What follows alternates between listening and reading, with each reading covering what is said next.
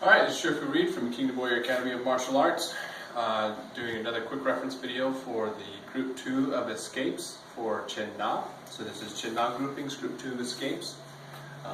Qin Na means to seize and to grab, and included in that are also escapes from when other people grab you in different holds, and physical attacks that people would attack you with. So Group 2 focuses primarily on like hair grabs and chokes and those kinds of things. A lot of women's self-defense type things, very, very simple techniques, not complicated at all. And so we're just going to go through them real quickly with my student here. And so the first one is just going to be when somebody's doing a front grab on the throat and trying to choke you out. Okay, very applicable, especially if your back is up against the wall and you can't like move to get away. So when they grab you and they start to choke, you're just going to reach with two fingers up here to the larynx of the throat, that soft tissue, and you're just going to push into that until they go away. Okay, and that's going to help break their grip and make them let go, and then you're going to go from there to get away. So very simple. Okay, what you can do is if you can't reach, and you're going to have to bring them closer to you, because if they're really stiff-armed and they're really far away, you can't reach. So in this situation, I can still reach, but we're going to pretend that I can't. What I'm going to do is I'm going to come up, bring my arms up, and drop them in to her elbows by hitting the radial nerve. So right, kind of exposed right through here at that thick muscular area at the elbow, the part of the forearm close to the elbow. So you hit the radial nerve, you get the arm to bend, and then you can, two options. You can either come in with two hands on either side of the soft tissue of the throat, or you can trap one hand, keeping the elbow close to your body, grabbing the other wrist so that they can't do anything with it, and you can follow up, and then come in with just one into that area, just to break their grip, and then you can move away. Very simple, also very effective. Okay, so somebody's choking from here. Okay, and you want to push until you get a response. It doesn't matter whether or not they're gagging or they're choking, they can still choke the life out of you. You want to push until they let go. Okay? In regular self-defense type scenario where they're just choking you, you want to get them off of you and to stop, you push in until they let go.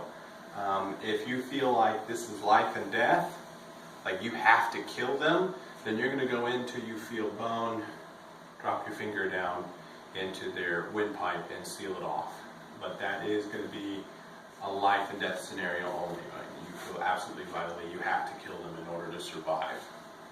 So be very careful. Alright, next is if you have a wide open space here that you can kind of move and step with.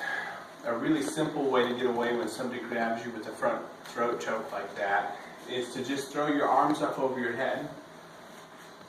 Like so. We call this the hallelujah, because it's like I'm in church and I'm praising the Lord or something. Okay? And then you're just going to step away and roll away. Okay? And very simple, very easy way to get away. You can step either direction. You just want to make sure you keep eye contact on your opponent. Good. And it works just as well from in front as it does from behind. So if I was choking her from behind, she's going to get away just as well that way. Okay? Alright, the next is the front hair grab. So she's going to grab my hair from in front here. What I want to do is there's this gap right here between the padded parts of your palm right there by the edge of the wrist. I want to trap that to my head so she can't pull my hair. Because when somebody pulls your hair, grabs your hair, their goal is to pull it so they can control your head and thus your body. We don't want that. So I'm going to trap so they can't pull. Then I'm going to step back, sink, and bend, forcing her wrist into this extension position here. And then I'm going to keep going so that it causes her body to respond like so. Thus making it hard for her to hold on, and when she grabs, I can guide it away from me, so she no longer has control of my hair. Yeah. Okay. Taking that same concept when they grab you from behind, so this is technique 4. I'm going to trap the hand to the head so that I have good control of the wrist. Stepping away, I'm going to duck under and then come up, pushing the wrist, the hand this way up into the wrist, causing her arm to lock out. And if I can, better control I can get of the hand, the more of an effect I'm going to have on her body, making it harder for her to hold on to me. And it doesn't matter which way I step and turn. Either way works just as well. It just ends up looking different with the arm bent versus the arm straight.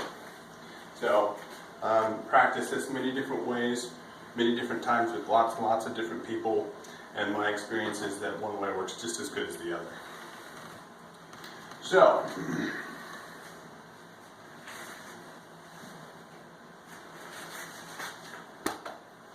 good. And the last one, more of a harassment type scenario really than a life or death kind of like grabbing you or trying to control you. Somebody comes up and they put their arm around your shoulder like so, and they're trying to do inappropriate things. So when they do that,